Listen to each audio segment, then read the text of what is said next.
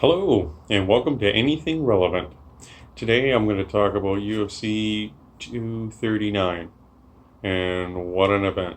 I'm going to talk about five fights. I'm going to start off with Sanchez versus Chiesa.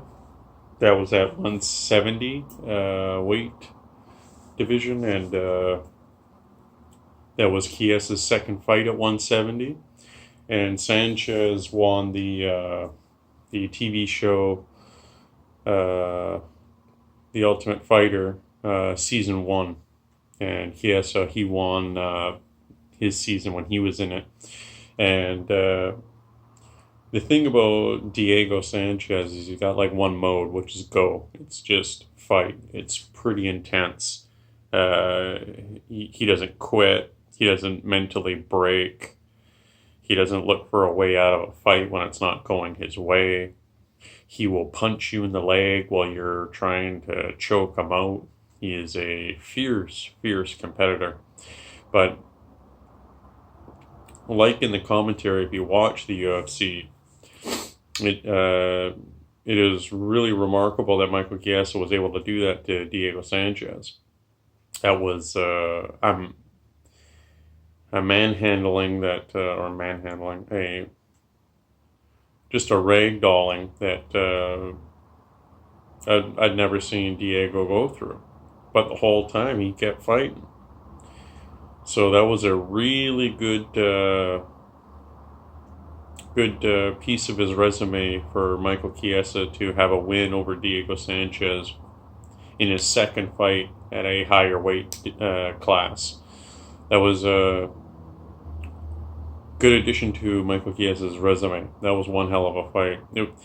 As in the sense of control. Now, if you're looking for excitement, maybe not for you, but if you're a real UFC or MMA fan, that was a clinic in control. That was very impressive. That was a good fight. It would be very interesting to see what where Michael Chiesa goes next for matchmaking. And Diego, the day before the main event, he got inducted into the Hall of Fame with Clay Guida for their fight that they had with each other, being one of the most biggest firefights in the octagon. It was one heck of a fight. So maybe with that, maybe he should think about stepping down. But then again, he's got a couple of victories not too long ago, like recently. So again, well, who knows for Diego and who knows for Michael Chiesa, but that was one hell of a fight. Blachowicz versus Rockhold.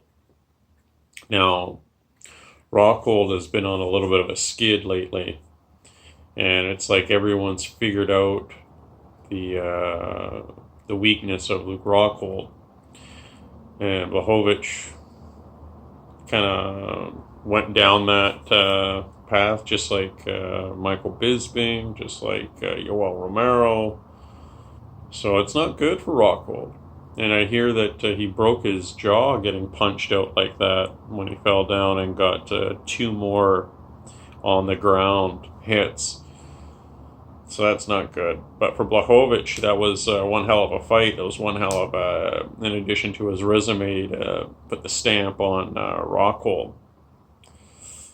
Rockhold, if he's just been on and also like an addendum to his loss, he's just gone through like a slew of different injuries all at once. So to count him out, I think is a little much. But then again, can he take a year off?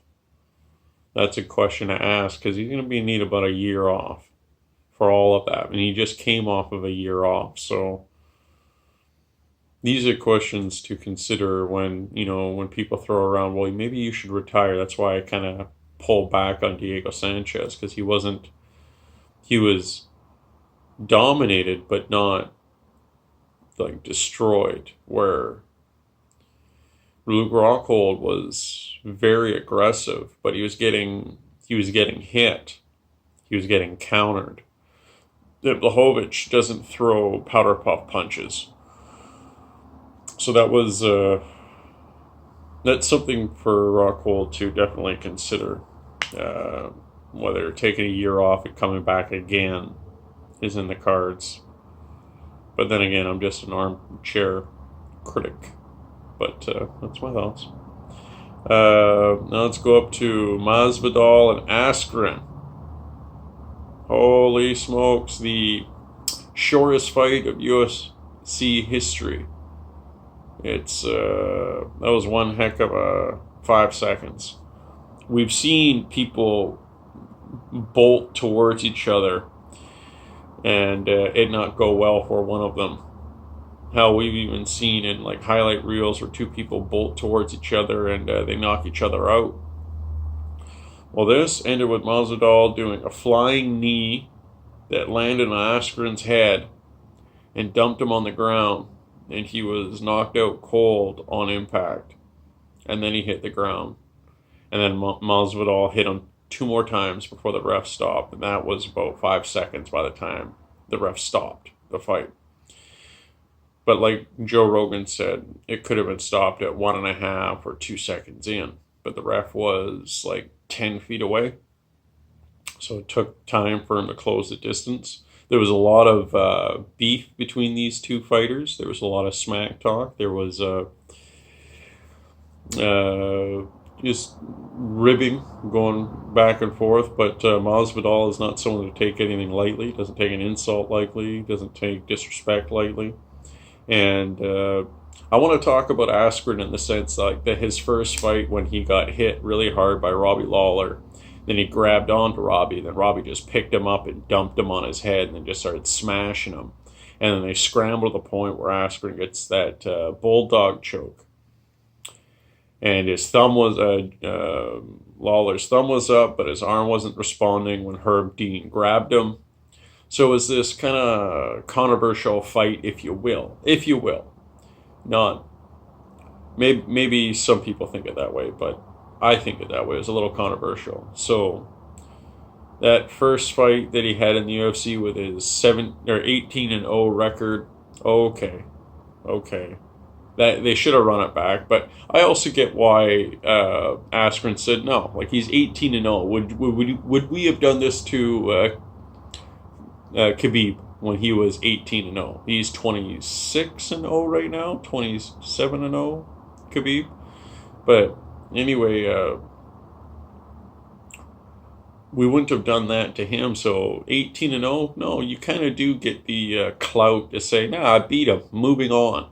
So, it's kind of sore that Askren can do that for some fans that wanted to see a rematch between him and Robbie Lawler. But then he moves on to Masvidal.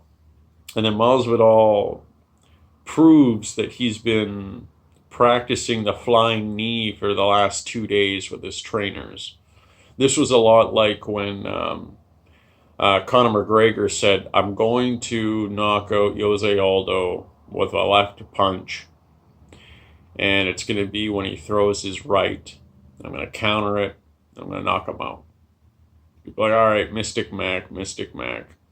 But same thing, in the back. Dips his head, sidesteps, snaps a left punch. He did that drill over and over and over again in the back. Talked to a couple reporters about doing that. And then what happens in 13 seconds of the fight? Slips and punches with his left while Jose Aldo, he gets punched and knocked out, and 2 more to the face before the ref stops it. So this is a lot like Masvidal claiming is a lot like Conor. So there's some credibility there on the fact that he knew where this fight was going to go in his mind. So that was one hell of a 5 seconds. Now let's go to Nunes versus Holmes. The two people that ended Ronda Rousey's career. 2 champions. Holmes, former champion. Holmes, 18 times world champion. Split between kickboxing and boxing. Highly decorated. But this just proves Nunes is she's a warrior, she's a fighter, she makes it happen, she goes for the kill. She's very aware, and she's got the skills to get it done. And Holmes needed to evade with countering, and it just did not work out for her. Not only that, she got ended the same way she ended Ronda. That's something to be said. Shin kick to the head. And two more before the ref gets in there. Two more to the face that were unneeded, that were unanswered, there's no response to. So Amanda Nunes is the real deal. She's a first-time Brazilian female champion. She's also first openly gay champion for the UFC. She's a 2 weight division champion. She's the only one that beat Ronda Rousey or Chris Cyborg. So it's one hell of a resume for Amanda Nunes. Like, if you were to make a movie scripted way for her career to go, it should go, she fights Cyborg one more time at 145 and then retires. And then goes on, and then have already other stuff waiting for you. Businesses and appearances and you name it. But yeah, cheers to Amanda Nunes and, pardon me, Holly Holmes. What's next for her? No idea. Take a year off, for sure. After a knockout like that, definitely take a year off. But who knows what's down the road for her. It's a shame. She wanted to reclaim that belt. Maybe she still can, but she's going to have to take some time off for sure. Now let's get to the main event. Jon Jones versus Thiago Santos. That was one hell of a fight. Considering a guy with one leg won one of the judges' decisions. It was a split decision win. That was a firefight for sure. From both sides, kicking and punching, evading. We watched a knee pop in and out of place for 4 rounds. It was just intense. And it just leads fans to believe that if Santos had a perfectly functioning leg the whole way, that there may have been a possibility of him winning. I'm kind of on that side of the argument. I really am. And Jon Jones says he'd love to fight Thiago Santos, but he has to rise up the ranks again.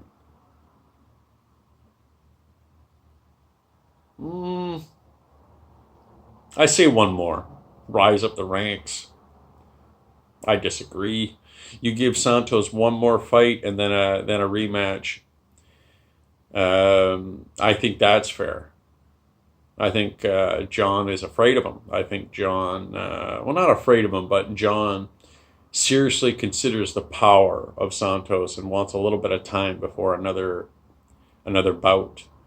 So watching that fight, seeing him, Thiago, limp around and then like a cannon fire back when he's getting invaded by Jon, just to get some distance and space, and he earned it every time he threw 2 or 3 punches, and he looked like he was throwing them from a mile behind him and throwing it a mile ahead of him.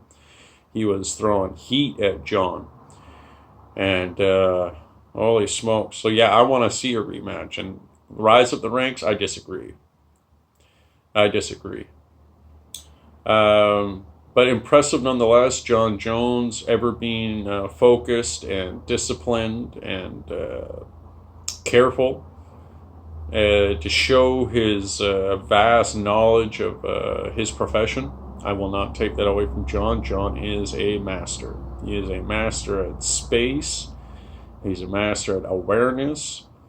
He's really good at rolling off the punch. He's got a lot of skills at his disposal. He's a champion for a reason, and unbeaten, if you want to look at it that way.